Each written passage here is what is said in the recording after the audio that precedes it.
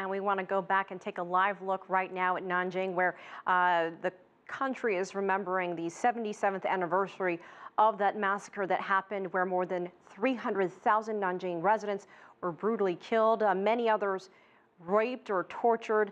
Again, this is a live picture, a special ceremony dedicated to the victims being held right now where this took place. Shortly, we should hear the world's largest and loudest air siren sounding across the sky, reminding people of what happened right then. As we take a look now, it appears that they're raising a flag into the air. They will raise the flag all the way to the top and then lower it at half-mast, and we're expecting to have a moment of silence. You may recall on Friday, a new batch of archived transcripts and pictures were released by China's Archives Administration, revealing more about what happened. Let's check in now with CCTV's Wu Guoshu in Nanjing. And Guoshu, the national flag, again, as we mentioned, is being raised. What more can you tell us about this ceremony? Elaine, we are here now live from Nanjing to mark China's first National Memorial Day to honor the victims of the Nanjing Massacre, an atrocity that some call the Forgotten Holocaust. 77 years ago, on December 13, 1937, Japanese troops began a 6-week-long campaign of mass rape and mass murder that killed 300,000 people in the city. That's roughly the entire population of the U.S. city of Pittsburgh, Pennsylvania. The victims are unarmed men, women, children, and prisoners of war.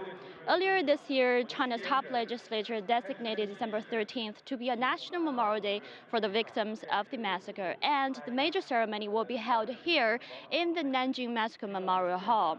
Just after 10 a.m. local time, Chinese officials will sound the largest and loudest air raid sirens for this occasion.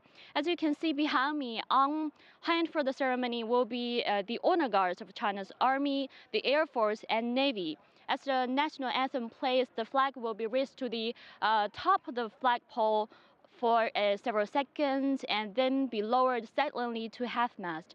And this will be the first time that China flies national flag at half-mast for the victims. Elaine.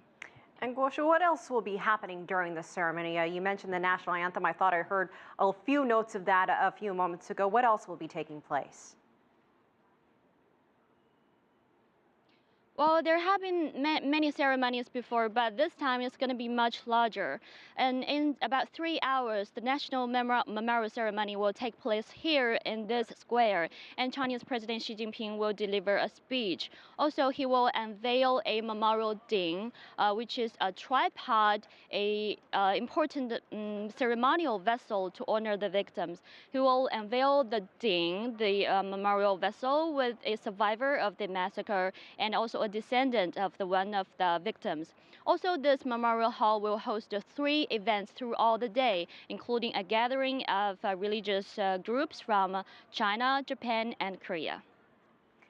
And Guoshu, has the Japanese government ever apologized for this massacre? Well, Elaine, not to the satisfaction of Chinese people or the government. Last year, a former prime minister of Japan came here to this memorial hall to apologize, but he only did this after he left the office. So far, no sitting Japanese prime minister has ever apologized for the war crimes during the World War II here in China, in Nanjing. And also, according to some Chinese commentator, that there is an implicit message from this National Memorial Day that Japan should take full responsibility of the massacre and made a formal apology to the Chinese in writing. Elaine. All right, CCTV's Wu Guoshu reporting live from Nanjing.